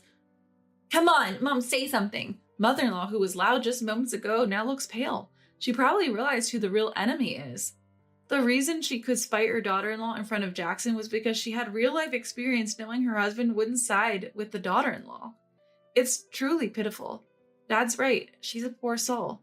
Leaving behind a shouting Isabella and father-in-law and a contemplative mother-in-law, we leave the in-laws' house, probably because of the commotion at the entrance. The neighbors are watching from a distance, curious. Taking the opportunity, I explain the real situation of the spite towards the daughter-in-law, also mentioning the important letters that was thrown away. Receiving sympathy and encouragement, I express my gratitude. With some people listening intently, the story of the spite will probably spread quickly. Thanks, Dad. Yeah, with that level of chaos, you probably won't have to live with them. Good for you. Yes. Dad smiles, though it's a bit strained, but that's the best smile he can muster. Jackson, I'll give you the hospital's number. You should call, being family and all. You're really gonna call? Of course! What if something happened to your precious parents? Now that's what I call genuinely eccentric. He can't read the room, takes words at face value, but cares for everyone without bias. Fake eccentrics don't stand a chance against that. Later, Dad and Jackson actually took mother-in-law and Isabella to the hospital. Of course they were healthy, but Dad joked, so it's just a bad personality then. Good to know. Apparently, Isabella gave him a death stare. Yet mother-in-law just went home without much reaction. And then, chaos started in the in-laws' house. Having realized who the real enemy was, mother-in-law heavily blamed father-in-law for his past actions, and father-in-law, without any remorse or apologies, made things worse, pushing their relationship to the brink of divorce. In the midst of this, Isabella and father-in-law, feeling abandoned by mother-in-law, stormed our house. Olivia, it's because of your dad stirring things up that Mom and Dad are on the verge of divorce. We were doing fine until you guys interfered. I looked at the two of them, fuming with a cool expression. So, sacrificing the daughter-in-law was the secret to a happy family? Gross. What did you say? Father-in-law, quick to anger, raised his fist. But we had a guest today. Oh, isn't that Jackson's dad? It's my dad. Are you here to spite the daughter-in-law again? Is it that fun? Does it release a lot of dopamine? Isabella, if you keep this up, you'll get more wrinkles and look even older. Shut up. See, getting angry isn't good. Dad looked down at Isabella with genuine concern, and being oblivious to how this might hurt her pride is so typical of my dad. Oh, I know someone hosting an anger management workshop. Interested? I suggested, and Dad's face lit up. Oh, that sounds great. Let's book it right away. Enough is enough. Isabella, on the verge of tears, yelled as she dragged father-in-law away. I doubt they'll ever storm our house again. Dad just happened to be here today, bringing back souvenirs from his trip with Mom. I felt bad for dragging him into this. Why are you so obsessed with spiting the daughter-in-law? There are so many fun things in the world. Dad genuinely wondered. They just think differently from you, Dad. I see. Are you okay, Olivia? If you're worried, you can always move in with us. I'll pass on that offer. I knew it was a genuine offer out of concern, but living with my well-meaning but eccentric dad might be too much for Jackson. Sometimes distance helps maintain a good relationship. It's okay. Jackson's on my side. That's reassuring. We'll work hard together so you won't have to worry, Dad. Jackson and I are solid, because unlike mother-in-law and her family, we've a bond that they lack. So, mother-in-law, have you completed the inheritance paperwork yet? Yeah, have you received the money already? Back when my husband was well, Julian and his family hardly ever visited, but now, here they are. They deliberately brought our grandson, Elliot, to my house and started asking about my late husband's inheritance. Without even attempting to hide their greedy intentions, they suggested the inheritance should be used for our grandson. For most grandparents, grandchildren are inherently adorable. However, Elliot, who was brought over just so Julian could squeeze money out of me, seemed like a stranger. No, the process is complicated and it's not done yet. I quickly tell a lie. Ashley smirks. Would you like some help with that? Julian raised his voice, clearly irritated by my attitude. Meanwhile, Elliot, who hadn't even greeted me, was running around the living room and rummaging through the fridge for snacks and juice. For a grandchild, his behavior was far from adorable. And his parents, who were only here to talk about money, did nothing to discipline him. I was stunned by their audacity. To make matters worse, the next day Ashley's parents showed up, preaching to me about what a family should be like. Despite being practically strangers to me, they had no issue voicing their self-serving opinions, possibly blinded by the $3 million inheritance. I had reached my breaking point. Just then, a loud crash echoed from behind me. Taking that as my cue, I decided it was time to teach them a lesson. I am Kristen, 66 years old this year. I was a simple housewife with 2 children, but my late husband was a businessman who had amassed considerable wealth. After his funeral, the subject of inheritance caused friction between me and my children. They say money changes people, but I never thought my own son would be among them. I never expected this to escalate into such a chaotic situation, involving even non-family members. After the funeral, I called a lawyer and discussed the inheritance with my children. In the end, almost all of my husband's estate would be transferred to me, thanks to a will he'd prepared that was intended to compensate me for my struggles. I'd spent 6 years catering to my husband, who was averse to living in a facility. He had a variety of interests: smoking, drinking, betting on horse races, which made caregiving anything but easy. At that time, our children had already moved out. I had done my best not to burden them. So, I felt grateful for the portion my husband had left for me in his will, recognizing my efforts. The inheritance amounted to around $3 million. My daughter Sasha was supportive from the get-go. She was convinced that I should inherit everything, especially considering to separate sums my husband had prepared for the children. The problem was Julian, my son. Frowning, Julian started to speak his mind freely. Sasha is single and I have a family. It's unfair we get the same amount. Well, your wife isn't entitled to any of it, so it's only fair. Even so, $3 million for Mom, that's way too much. What about your children? Julian was intent on portraying me as a greedy to increase his own share. Despite the will being kept safely with a lawyer, he claimed that I fabricated it. He argued that it was unfair not to divide the inheritance equally among his sister and himself. Finally, Julian threatened to sue me, drawing sharp criticism from the attending lawyer. If they were so adamant about their entitlement, they should have at least shown their faces more often. Sasha used to visit now and then, but Julian never made an effort. He always cited work or parenting as reasons for not visiting us. I sighed, thinking about Julian, who had shown no help with caregiving, but was now so concerned about the money. "Don't worry about Julian, Mom," Sasha reassured me. But is Julian really that strapped for cash? I wondered. Who knows? They often go on family trips. Maybe they just want more spending money, Sasha speculated. Her words gave me an uneasy feeling. That gut feeling proved accurate. I was about to get entangled in yet another fruitless quarrel with Julian and his family. A while after discussing the inheritance and consulting with the lawyer, the paperwork for receiving the inheritance was finally complete.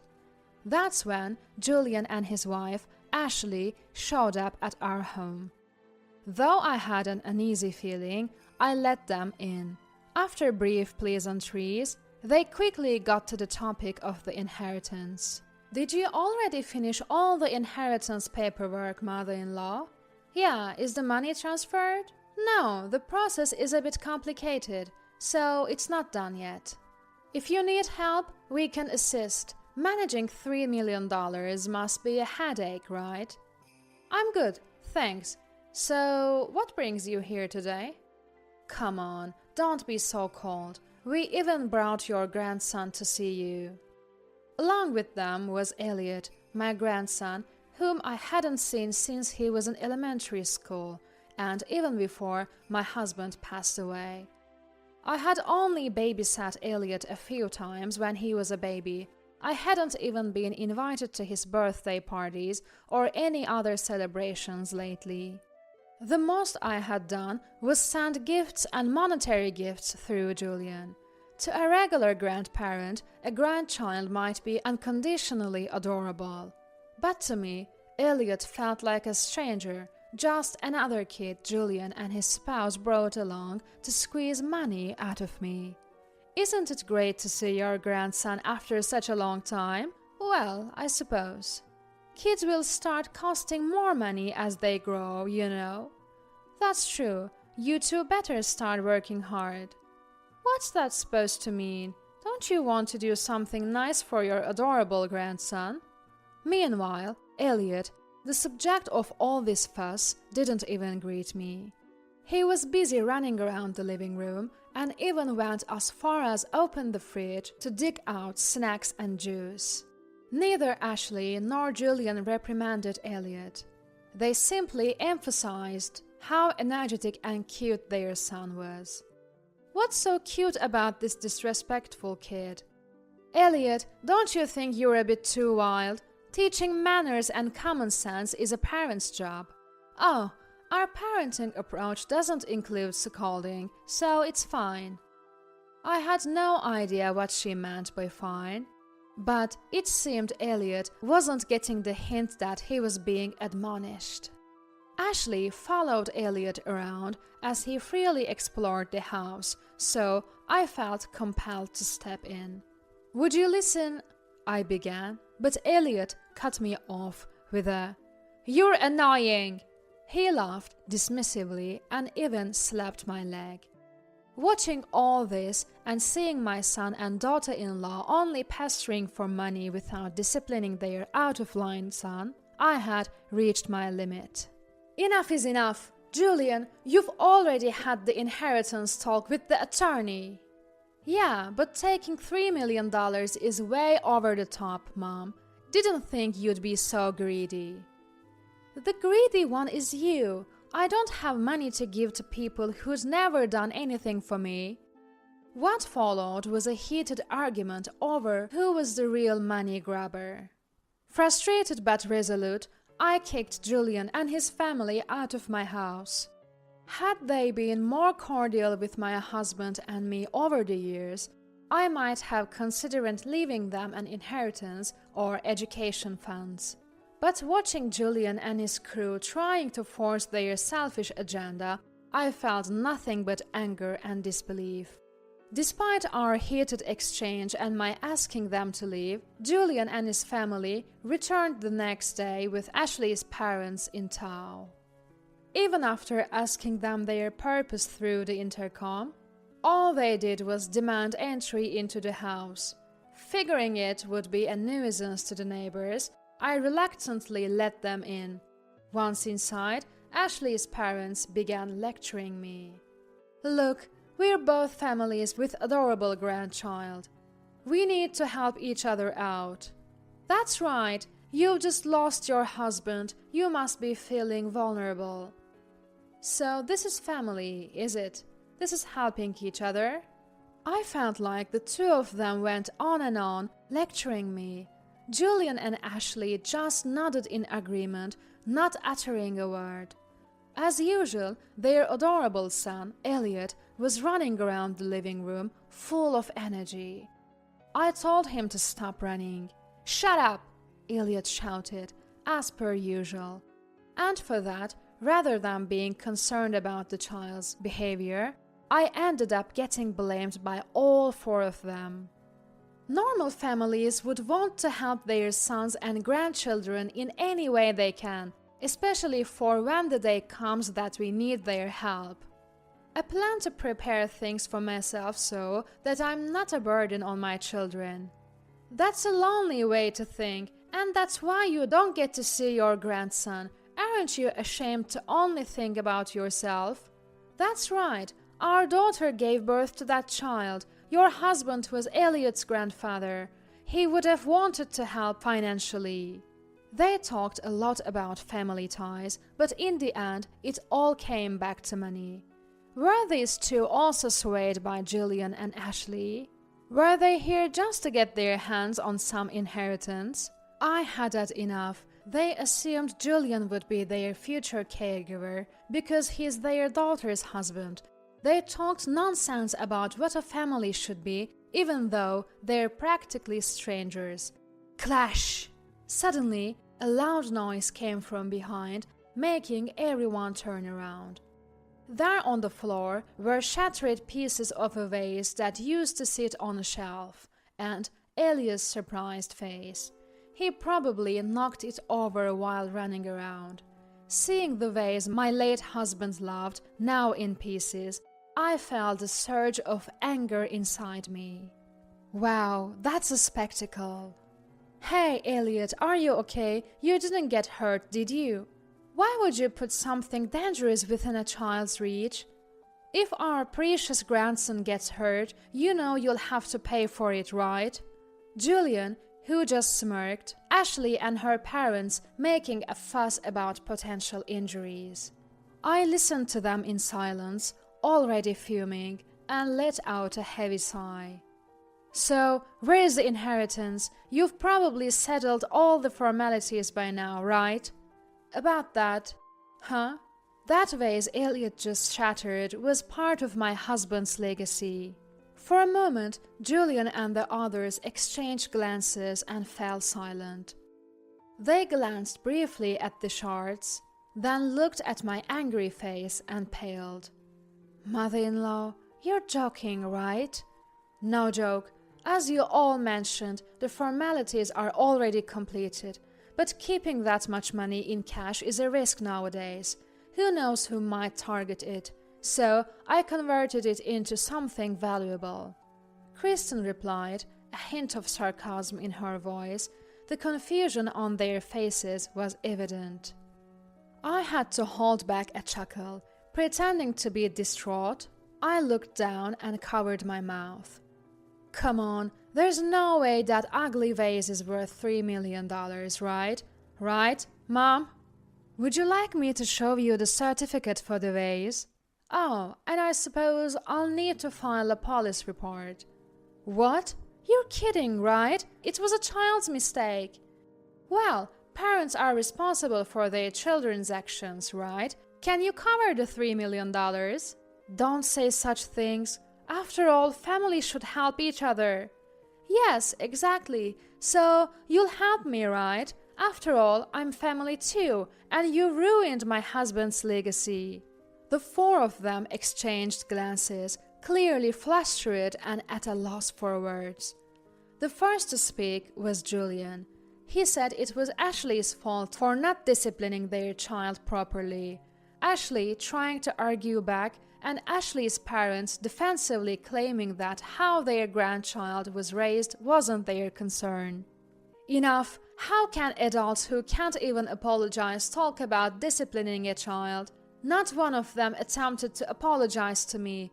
This only fueled my anger further. I couldn't stand their attitude, acting as it was okay to inconvenience others. Only Elliot quietly apologized to me, saying, "I'm sorry."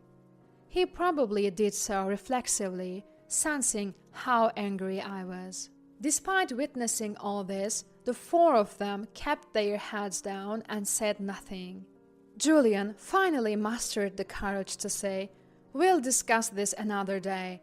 Then they all hastily left. Elliot, the person at the center of all this, was led away with a clueless expression on his face, which I couldn't help but find amusing.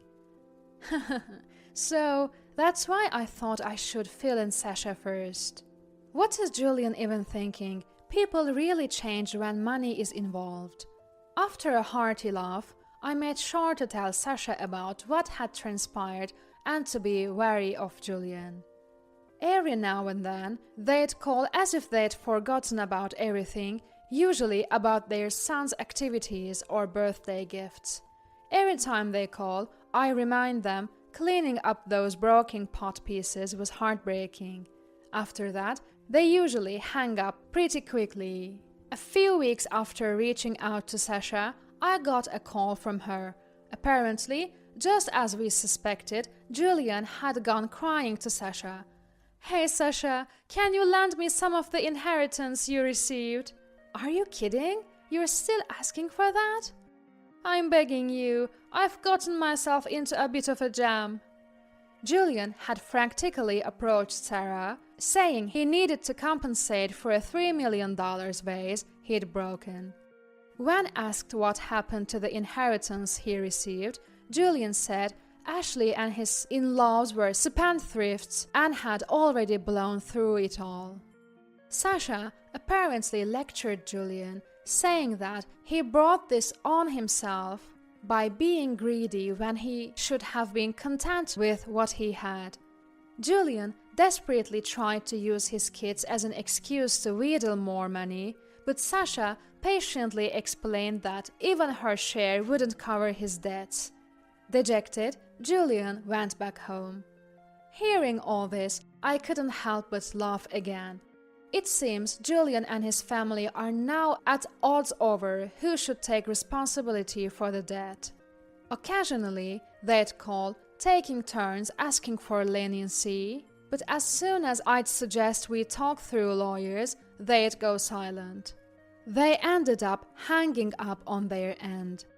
Thanks to that, I'm now enjoying my days without any involvement with them. By the way, the story about my grandson Elliot breaking a $3 million vase as part of the inheritance was, of course, a lie. The actual vase was a cheap one my late husband had picked up from Home Depot because he liked it. It had been a decorative vase since my husband's time, but we only started displaying it after Julian and his family had moved out. There's no way they could have known about it. If they had shown any regret for their actions and a willingness to make amends, I would have happily told them the truth. However, I haven't heard from them since those few phone calls. In fact, it seems they've blocked my number. I can't even get through to them. Naturally, the real inheritance is still sitting safely in the bank.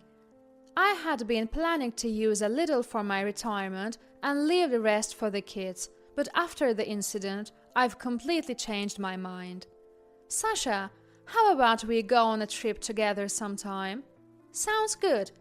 Where should we go? How about a hot spring resort? Oh, that sounds lovely.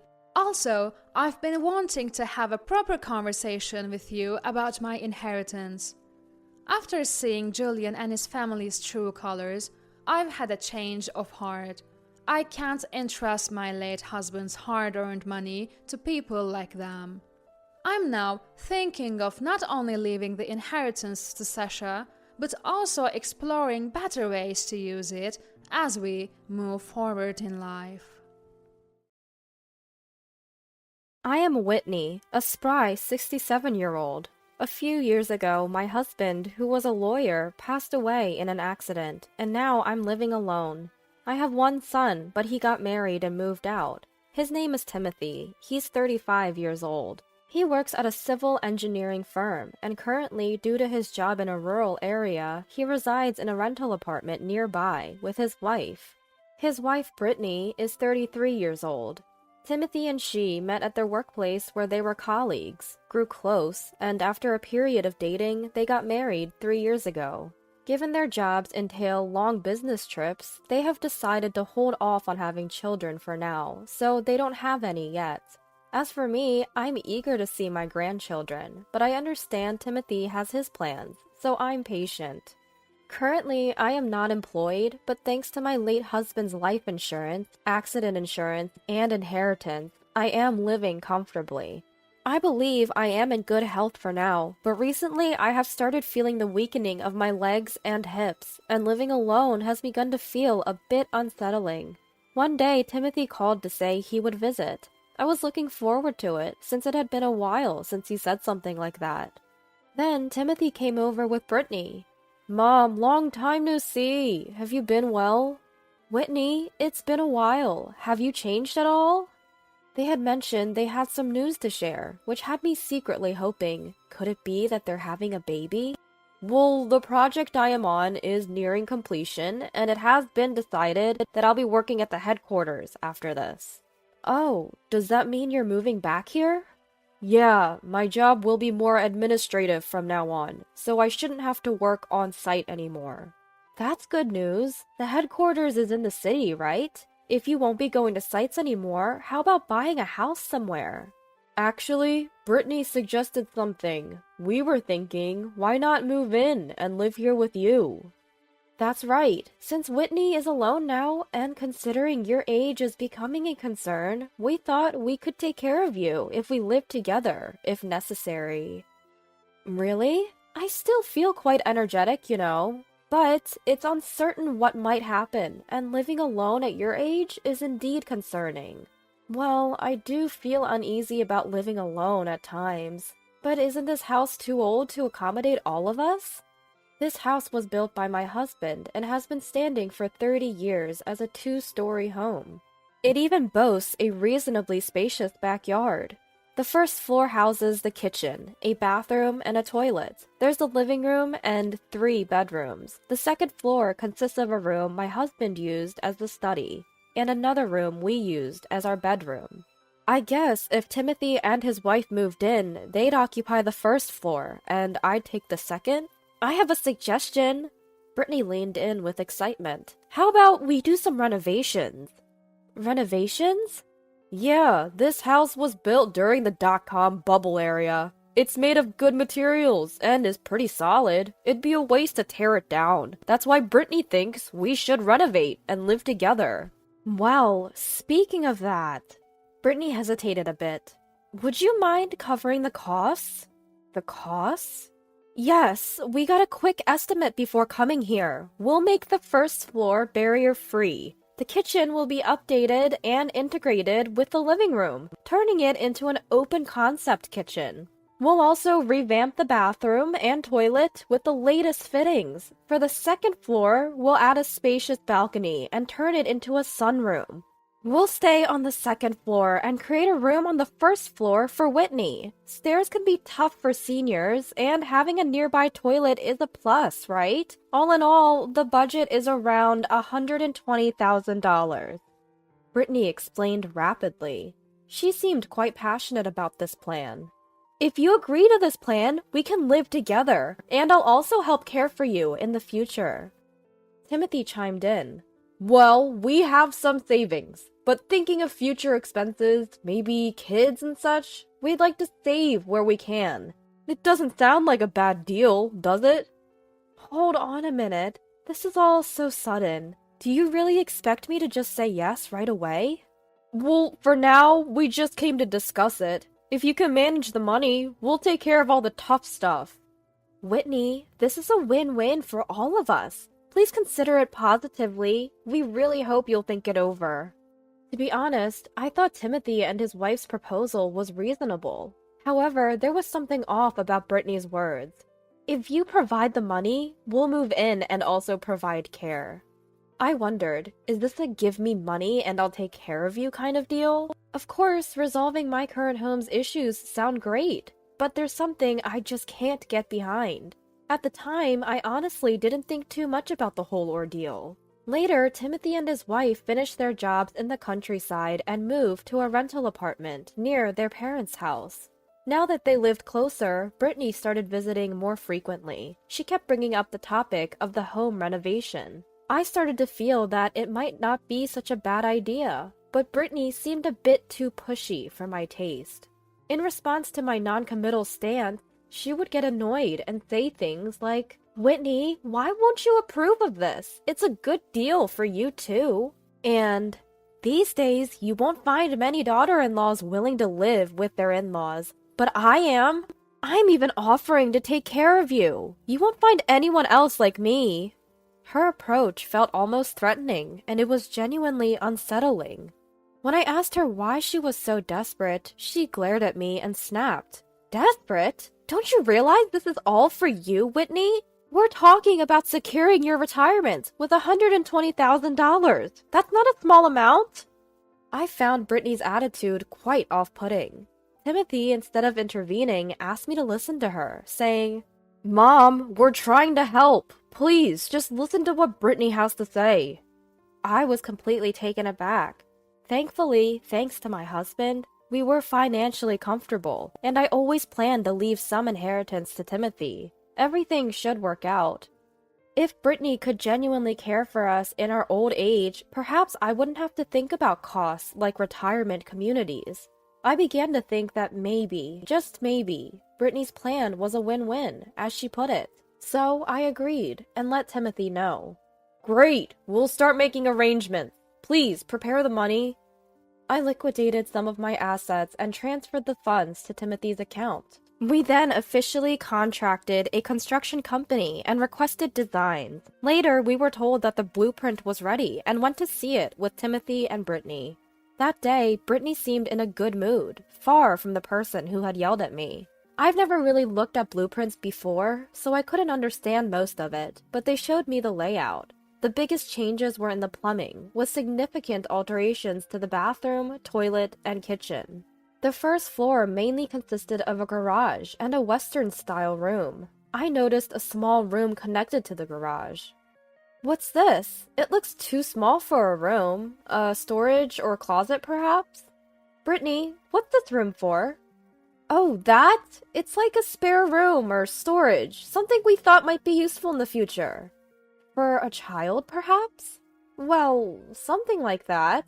She responded ambiguously. Her demeanor hinted at ulterior motives. Timothy, who's always been quiet, didn't interject much. I've never seen him be so subservient to anyone. I felt something was off, but I thought this is between Timothy and his wife, so I didn't push it any further. Then the construction finally began. I moved to an apartment complex the contractor had recommended. The complex had 8 units and 1 building, and my place was on the second floor at the corner. Knowing the importance of good neighbor relations, I went to greet everyone. To my surprise, many were younger, and they all greeted me back warmly. My neighbor was a single mom named Serena. Her daughter was Irma, an adorable 5-year-old girl. Serena had lost her husband in an accident and had no relatives to rely on, raising Irma all by herself. However, she was so cheerful, and Irma quickly took a liking to me. Occasionally, I'd share some of my meals with them, gave treats to Irma, or babysat her when Serena was running late. Timothy and his wife, who'd visit once in a while, became quite fond of Irma, saying, "Kids are just so precious. Maybe we should think about having one soon." One day, while enjoying tea with Serena, who had a day off, she seemed hesitant and began, "Don't take this the wrong way, okay? What's up? You sound so serious." While I was cleaning a hotel room the other day, I saw Brittany, and she was with a man I didn't recognize. I almost spat out my tea in surprise. "Are you serious?" "Yeah, I've seen her many times, so I'm sure it was her. She was in quite flashy clothing, and the man was in a suit. Can you maybe find out more about this? I mean, I'm just part-time. Plus, there's the matter of compliance." Compliance? It means following rules and regulations. Essentially, as a hotel, we have rules to protect our guests' privacy. I see. Things have become so strict nowadays. But we need to address this Brittany situation. Right. I pondered for a moment. First, we need to gather evidence. I have an idea. I'll reach out for help. I'm sorry, maybe I shouldn't have said anything. No. I should be thanking you. Thank you. I reached out to a private investigator my husband knew and asked him to look into Brittany's activities. Given Timothy's odd behavior, I asked them to investigate that as well. Brittany, being a housewife, had a lot of free time when Timothy was at work. I wondered, what was she doing during those hours? I decided to wait for the results from the detective agency. The renovation of my childhood home is going smoothly. Brittany kept finding reasons to go out, like, "I'm going to check on the renovation's progress," or, "I'll buy some treats for the Carpenters." However, when I asked the Carpenters, most said that Brittany rarely showed up. She was probably using these excuses to see her lover. In the meantime, the detective agency was making progress. Turns out, Brittany's lover was a high school classmate. Apparently, he was an ex-boyfriend she reconnected with at a reunion last year. They gathered quite a few photos and recordings, so I had plenty of evidence. One day, when Timothy and his wife visited, I set a little trap. "By the way, Timothy, isn't it the 20th anniversary of our middle school graduation? Is there a reunion?" "Really? I thought it was for high school." Suddenly, there was a loud noise, and Brittany was holding her leg in pain. "What happened? Brittany, are you okay?" I got distracted and hit my head on the table leg." "Oh dear, be careful." "So, the 20th anniversary is for high school?" "Yes, I'm organizing it, so I'm sure." "I wish it was for middle school. I would have seen my old flame, Clementina." This time, an even louder noise followed. "Oh my, Brittany, again? What happened now?" "Ouch, I'm sorry, I bumped my head. Maybe I'm just naturally clumsy." "Mom's talking nonsense again. Clementina is now a mother of 2. Why do you keep saying stuff like that?" "Oh, really? Sorry about that." Brittany seems to react noticeably whenever reunion is mentioned. Observing her behavior, it's clear she's having an affair. Finally, the renovation was complete. The exterior had new siding, the roof was now solar paneled, and at a glance, it looked like a brand new house. The heavy front door was replaced with a lighter one. Inside, there was no trace of the old home. The bathroom was now spacious and clean, but the most transformed space was the kitchen. It had an induction cooktop and a dishwasher. Brittany was over the moon. I wondered if one of the rooms on the ground floor would be mine. The scent of new wallpaper felt comforting. Soon, the moving in of stored belongings would begin. I began packing up my apartment in preparation for the move. I said my goodbyes to neighbors Serena and Irma. Irma shed some tears, but she gave a small smile when I told her she could visit with her mom sometime. Then came the following Sunday. Before the move-in, I cleaned each room and considered the arrangement of electronics and furniture. Both Timothy and Brittany made decisions without consulting me, constantly sidelining my opinions. Feeling increasingly ignored, I finally raised my voice. "Where should I put my stuff?" Sure enough, hearing my voice, the two of them approached. "Hey, this isn't Whitney's room, you know." "Wait, what? I thought I was on the first floor." "Where's my room? I'd prefer this one." "What are you talking about? Your room isn't here either. The one we set aside for Whitney is over there." Pointing in the direction, I realized it was that mysterious room. Isn't that just a storage room? Just be grateful we provided a room at all. That's your room, Whitney. It's about 500 square feet, so it's spacious enough. What? There's no way I'm living in a storage closet. I raised my voice in frustration towards Brittany. "Timothy, are you seriously going to trap me in there too?" "Well, yeah, looks that way." Timothy seemed genuinely sorry. "So, this was your plan all along, huh?" "Don't like it? Feel free to leave. If you don't want to live with us, there's nothing we can do, right?" Brittany started laughing loudly, while Timothy looked down in silence. Just then, a voice echoed from the front door. Right on time.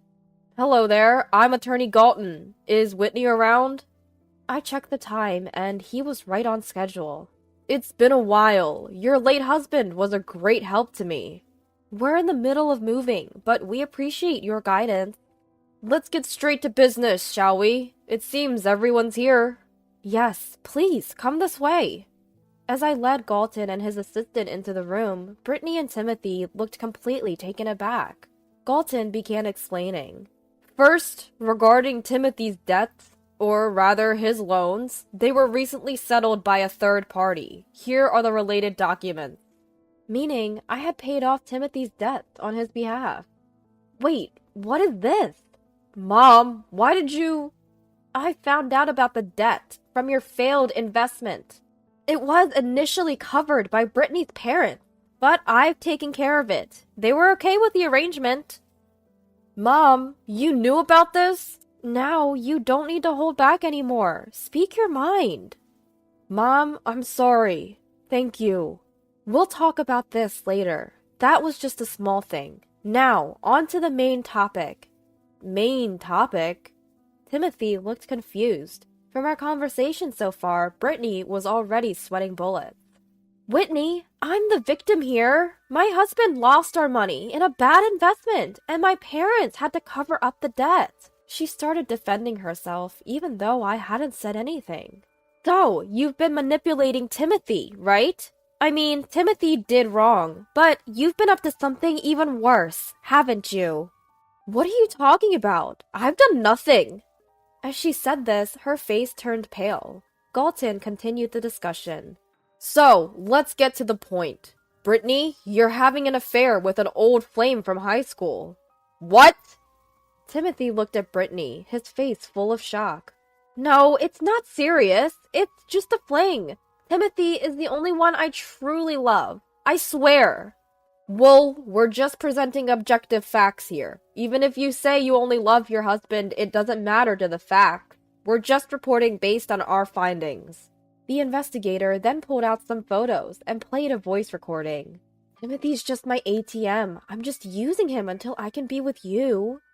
Where did they record that? They're really thorough. That was just the beginning of the recording. "I tricked that idiot and his parents to renovate their house. First, I'll kick out his mother, have a friend seduce my husband to catch him cheating, then divorce him. That way, I'll get the alimony and the house to pay off my parents' debt. Then I'll marry you. Smart, right?" "You're still bad news. I heard you had changed." "I'm just so in love with you. I want to be with you soon." There was more, but that was enough. The photos showed the two of them entering a hotel, embracing in a car's shadow, and engaging in compromising actions, both inside and outside the hotel. Brittany slouched, looking defeated. It was impossible to argue against such strong evidence. We apologize for the inconvenience. I bowed deeply, impressed by the detective agency's and Galton's work. We're at your service. Timothy, if you wish, we can help with the divorce papers, alimony, and property division. Thank you for your hard work. Brittany, her position completely compromised, left the house, leaving Timothy behind. Timothy was visibly shaken, but it was clear their marriage was over.